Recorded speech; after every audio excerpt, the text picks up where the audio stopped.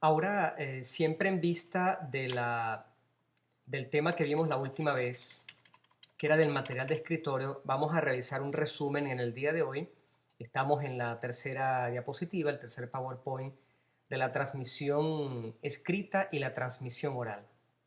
La base que nosotros tenemos hasta el día de hoy es con respecto a las dificultades del material de escritura, habíamos dicho.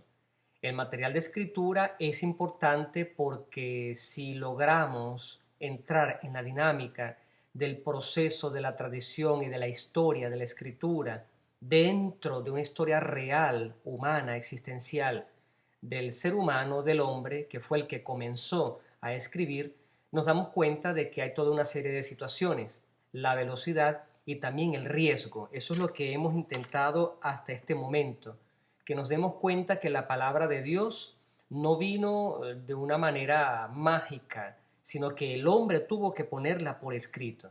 Y fue precisamente lo que vimos también en las primeras clases cuando hablamos acerca de la Dei Verbum, cuando hablamos de la Divina Flante Spiritus, etc. Cuando nosotros vemos esos documentos, nos damos cuenta de que la palabra de Dios es también una palabra humana. Cuando se habla de palabra de Dios se refiere al autor principal, pero no es el único autor. Dios, sin los hombres, no hubiese procurado la Biblia. La Biblia es para el hombre y tuvo como mediación el mismo hombre. Es por eso que vimos también en la segunda clase el tema de la inspiración bíblica, en qué cosa consiste la inspiración. Y debemos repetir de nuevo que no se trata de un dictado. No es que Dios dicta, el hombre escucha fonéticamente esa voz y pone por escrito. El hombre colocó por escrito, bajo la acción del Espíritu Santo, lo que el hombre quería, y eso coincidió con lo que Dios quería. Decir lo contrario es minimizar o neutralizar completamente la acción del hombre en la transmisión de la Sagrada Escritura, cosa que sería completamente inadecuada, completamente errónea.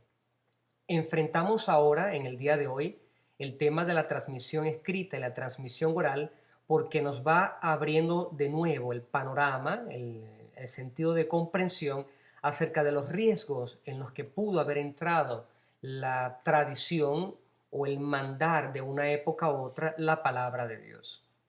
Volvemos a realizar un resumen de lo que hemos visto anteriormente, complementando con cosas nuevas. El alumno a este punto tiene que darse cuenta de que todos estos temas que hemos visto hasta el día de hoy son temas complementarios. No se trata de ver un tema y cerrarlo. Al menos yo personalmente no concibo este modo de tratar una determinada materia, porque sería como cerrar un capítulo y comenzar otro y dejar el otro en el pasado. Y el alumno, repito, se da cuenta de que estamos complementando los conocimientos para que veamos que en la historia de la Biblia, que es una historia compleja, la historia de la escritura, comienza por lo más material, que es, como le hemos dicho en las clases anteriores, tuvimos bastante oportunidad para poder meditar acerca de esto, el material de escritura. Sin material de escritura no existe hoy en día la sagrada palabra de Dios. Hoy en día tenemos los dispositivos electrónicos que son los que nos ayudan a poder leerlos. Y se puede también escribir a través de los dispositivos electrónicos como el celular, el iPad, etcétera, etcétera, sobre los cuales se puede leer, se puede escribir, se puede modificar, se pueden realizar notas, pero todo eso tiene una historia.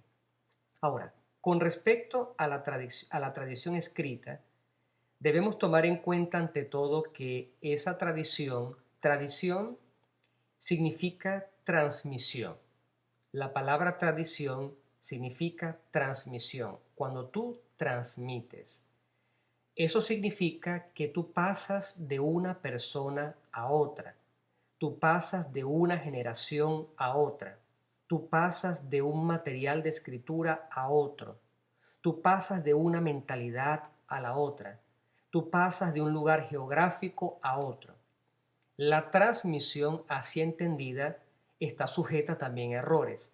Todos esos errores los ha permitido Dios y por lo tanto lo que nos ha llegado hasta el día de hoy es un texto que tuvo una historia accidentada, pero a mi modo de ver, ya lo dije en una clase del pasado, se trata de una historia milagrosa, porque a pesar de todos los accidentes por los que pasó la palabra de Dios, lo veremos en la tabla cronológica, de las veces en las que se pretendió aniquilar la palabra de Dios, la palabra superó todos estos obstáculos. Veremos también más adelante el hecho de que ese tipo de accidentes tuvo un final, tuvo un final.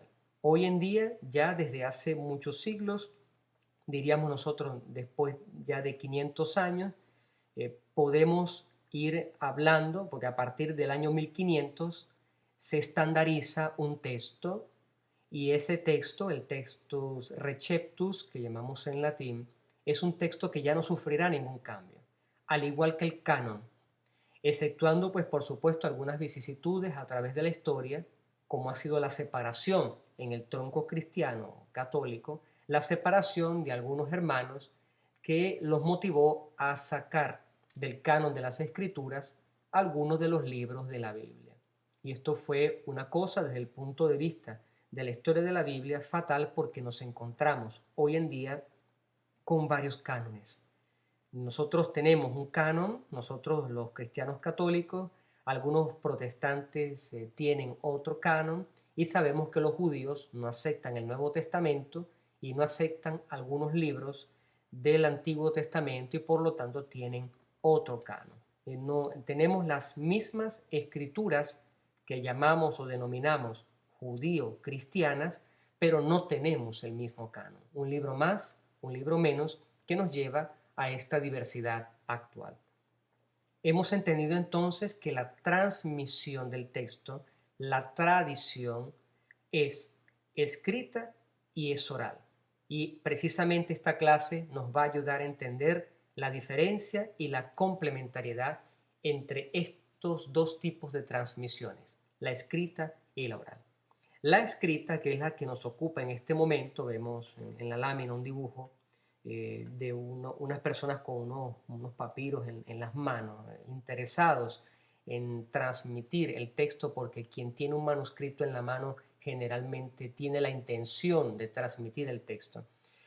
Está llena de dificultades la transmisión escrita, porque como sabemos en el pasado, lo veremos también cuando veamos un poco la escuela de los escribas del medioevo, pero no solamente del medioevo, a través de la historia, cuando una persona tiene un texto en sus manos y desea transmitir este texto, tiene dos opciones.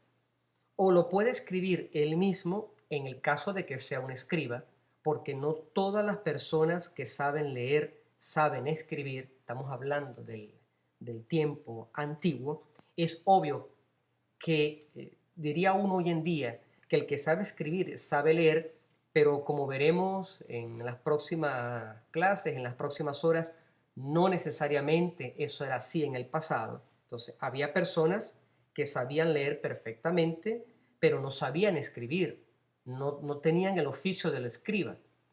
Había personas, como por ejemplo algunos esclavos o en Mesopotamia o en Palestina, en la misma Grecia, a los cuales que tenían un talento natural para escribir, para imitar el signo, pero no necesariamente tenían que saber leer. Y esta es una de las explicaciones más paradójicas que nosotros tenemos en cuanto a las transmisiones de los textos. ¿Por qué no? Se dio también con los textos de la Biblia. Ahora, iba al siguiente ejemplo. Si soy una persona que tiene un texto y desea transmitirlo, tengo dos opciones. O lo escribo yo, en el caso de que yo sepa escribir, o contrato a alguien para que escriba. Generalmente, cuando yo contrataba a alguien para escribir en la antigüedad, la persona que yo contrataba era una persona competente en lo que hacía. Se supone que era una persona competente. Existen dudas hoy en día de cómo estaban organizadas esas personas, si se trataba de un oficio privado o si se trataba de grandes empresas. Hay quien apoya una cosa, hay quien apoya otra. Tenemos algunos vestigios en la literatura de algunas alusiones, pero no tenemos un acuerdo general al respecto. Un acuerdo general Que algunos autores estén convencidos de su posición, eso es una cosa, pero no tenemos una opinión generalizada unánime, a pesar de que se puede conseguir incluso a través de la red de internet algunas informaciones que son muy precisas al respecto. Yo contrataba entonces a esta persona y yo le dictaba a la persona. La persona estaba capacitada para escuchar lo que yo decía y escribirlo. Eso era su trabajo. Ahora, supongamos que, por ejemplo, yo me equivocaba en el dictado. Estamos hablando, recuerdo en este momento, que estamos hablando de la transmisión escrita.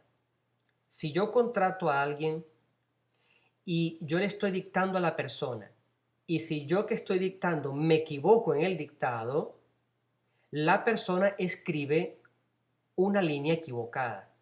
Si yo en la lectura me salto una línea, que es uno de los motivos de errores en los manuscritos, la persona que escribe, que no está viendo el texto que yo estoy leyéndole, la persona que escribe se equivoca. Es un tipo de equivocación involuntaria, pero esto va a pertenecer prácticamente a nuestras últimas clases de este semestre de Introducción a la Sagrada Escritura. O si la persona que mandó a hacer el trabajo confía totalmente en mí y yo escribo, yo tengo el texto original, por llamarlo de alguna manera, y tengo la copia que yo estoy haciendo. El pasaje entre la lectura que yo estoy realizando y el momento en que yo voy a escribir se pueden verificar unos errores. Por eso es que en la lámina tenemos que la transmisión escrita está llena de dificultades. Todavía no hablamos de errores, hablamos de dificultades. Y una de esas dificultades es en la lectura. Si yo leo mal el texto de origen, es obvio que yo voy a copiar mal en el texto destinatario, en el texto que yo estoy copiando. La copia va a salir mal, pero no porque el original esté mal, sino porque yo cometí un error de lectura. Esto que estoy diciendo no es una fantasía. Esta es la explicación por la cual vemos que hay manuscritos que tienen este tipo de equivocaciones o algún tipo de equivocaciones. Una posible respuesta es que el copista se equivocó en el momento que estaba leyendo el original para pasarlo a la copia, o la persona que estaba dictando se había equivocado. En la copia de los manuscritos, ¿por qué, en qué cosa se diferencia un error de lectura en una copia de manuscrito? La persona lee bien, o yo que encargué el trabajo y le estoy dictando bien, o la persona que está escribiendo está leyendo bien, pero no necesariamente la persona que está leyendo el original bien está copiando bien en la copia, no necesariamente. Creo que eso nos ha pasado a cada uno de nosotros. En el liceo, en la universidad, el maestro, el profesor hace un dictado y yo por alguna razón o por una distracción, etcétera, escribo otra palabra. Eso está sujeto al error humano. Todos somos humanos, todos cometemos errores. Quiero colocar entre paréntesis que estos errores están reducidos a su mínima expresión. ¿Qué significa esto? Que las personas en la antigüedad, y lo veremos con el tema de los escribas, que es el próximo tema después de este, las personas en la antigüedad, cuando realizaban este tipo de trabajo, eran personas profesionales, eran personas que tenían un cuidado sumo.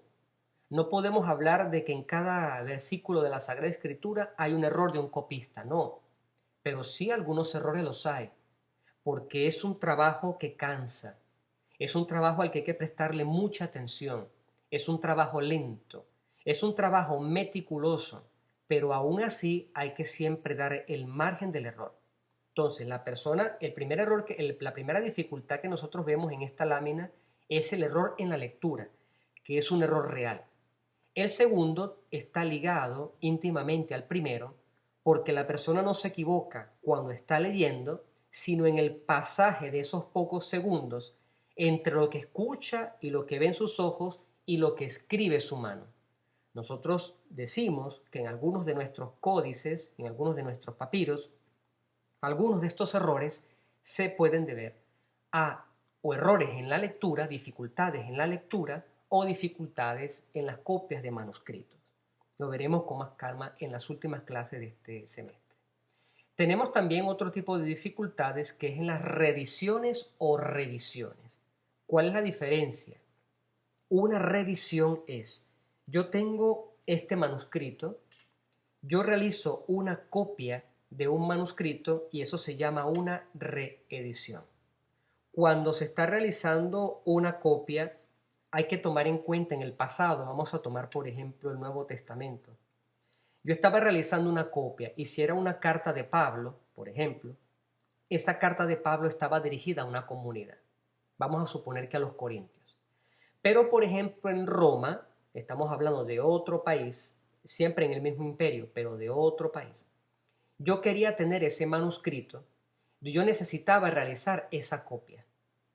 Yo realizo la copia y la copia de los corintios se queda en los corintios y luego realizo esa copia para la gente que está en Roma, por nombrar alguna localidad, o para la que está en Creta, o para la que está en otro lugar del Asia.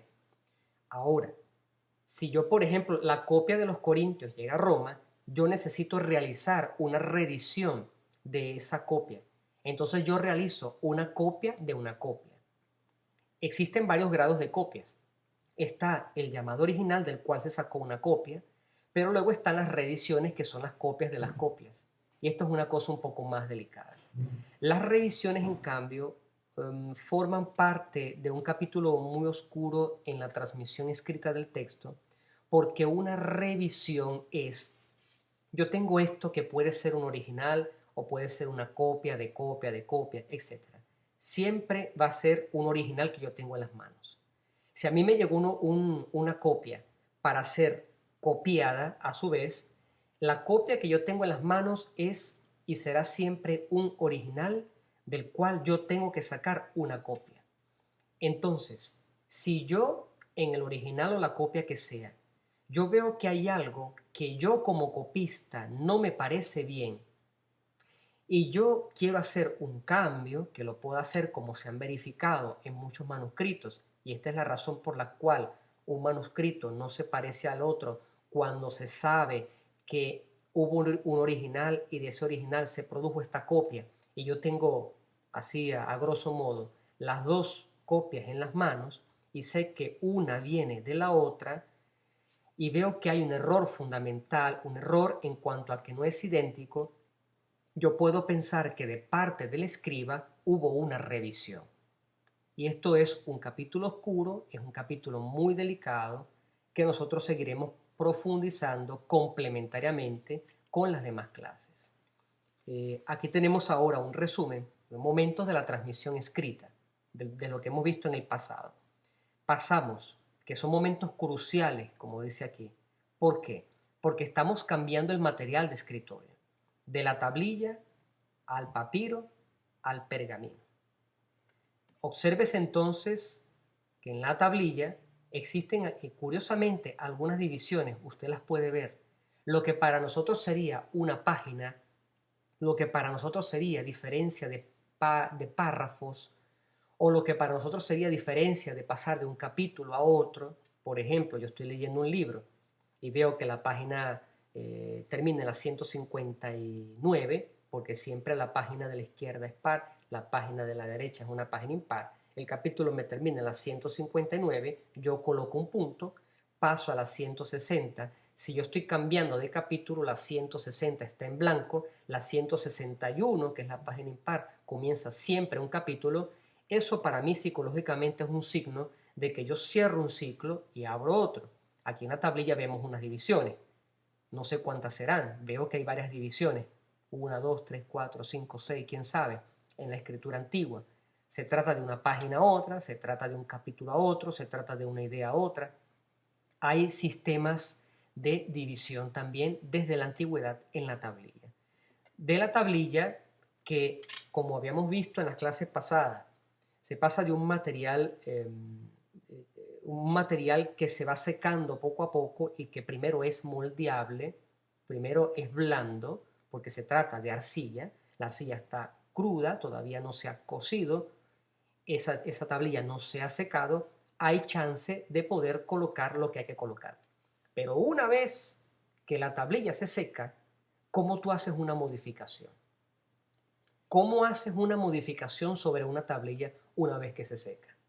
Tendrás que agarrar una especie de clavo con un martillo, un cincel y borrar de cierta manera. ¿Por qué? Porque no había en ese tiempo un botón como el que tenemos nosotros en la computadora, backspace, que te permitía borrar una letra hoy en día de una manera tan cómoda antes en la tablilla como hacías. Por eso es que aquí dice momentos cruciales en la transmisión escrita del texto. Pasamos de la tablilla al papiro. El papiro, habíamos dicho, es un material bastante delicado si tú te equivocabas cómo hacías para borrar. De el papiro, cuando pasas al pergamino, el pergamino tiene un espesor más grueso que el papiro y tú con una hojilla, con una lama, raspabas y raspabas y ya allí, la conclusión a la que quiero llegar es que ya allí hay una facilidad en cuanto a la transmisión escrita, como veremos también al final de esta clase. Los momentos cruciales de la transmisión escrita para tomar en cuenta. También habíamos hablado, tenemos 3 ejemplos aquí, tenemos un rollo, en este caso fíjense que se trata siempre de rollos del Antiguo Testamento, están en hebreo, vemos que existen diversos tipos, el que es con un solo soporte y luego esta tira de cuero que ayuda a cerrar el libro, o tenemos el famoso rollo que tiene 2 asas, una para la mano izquierda, otra para la mano derecha, y como pueden ver en este momento, que seguramente será un rollo de alguna sinagoga, cubierto dentro de una cubierta generalmente de madera o de metal que custodia la palabra de Dios. Ya podemos ir aprendiendo en este momento que esto es muy parecido en cuanto al sistema, en cuanto a la mentalidad, en cuanto a la intención general y final. Esto es muy parecido a lo que nosotros tenemos los católicos en nuestras iglesias que llamamos tabernáculo o sagrario. Tenemos una cosa sagrada confeccionada. Tenemos aquí la palabra de Dios dentro de una caja, tal cual como nosotros tenemos lo que consideramos de manera cierta el cuerpo de Cristo dentro de un sagrario. Esto es un vivo ejemplo. Y tenemos aquí ejemplos, unas fotos de los rollos de cobre. Esto es otro material de escritura. El papiro, el papel, el pergamino, esto sería un papel común porque es una foto reciente y el metal. Pasamos entonces, tenemos el rollo con todas las ventajas y desventajas que dijimos en clases pasadas para llegar al famoso códice, que es lo que nosotros conocemos con el nombre del libro, el códice libro. Un códice en pergamino con la Biblia hebrea, en España, producido en el siglo XIV. La página ilustrada, que tenemos también la indicación, Éxodo 1.15, a partir de Éxodo 1.15, y tenemos una serie de escrituras de las cuales vamos a hablar más adelante. En esta edición, que no la conozco, no sé exactamente a qué se refiere, pero esto nos puede dar una idea de la masora de la cual hablaremos más adelante.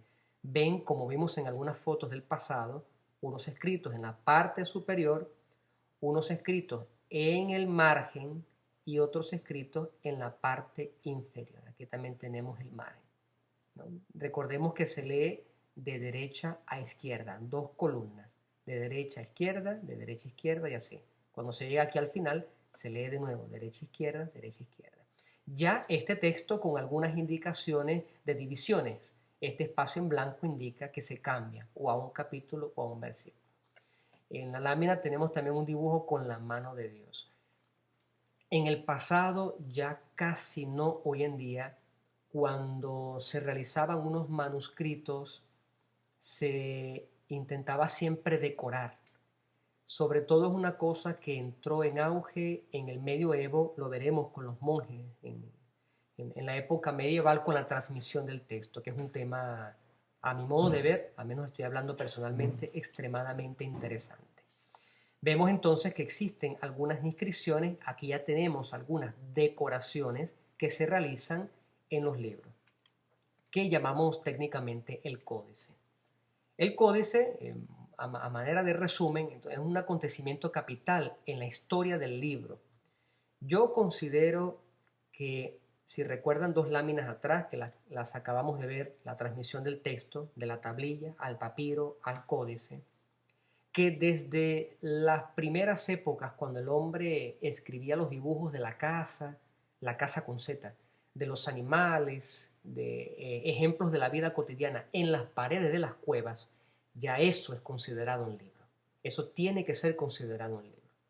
El acontecimiento capital en la historia del libro lo hizo precisamente el códice. El códice es el gran invento que nos permitió a nosotros una facilidad de lectura.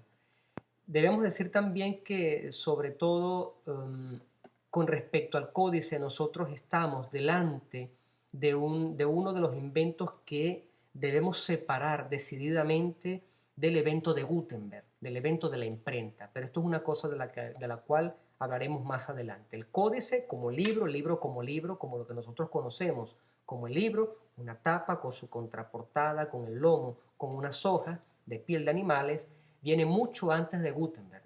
Gutenberg no inventa el libro, lo que inventa es la imprenta, que es algo diverso. Ya tenemos media hora de clase y podemos pararlo hasta aquí. En la próxima hora seguiremos hablando con respecto al códice como el gran invento, incluso de la edad antigua.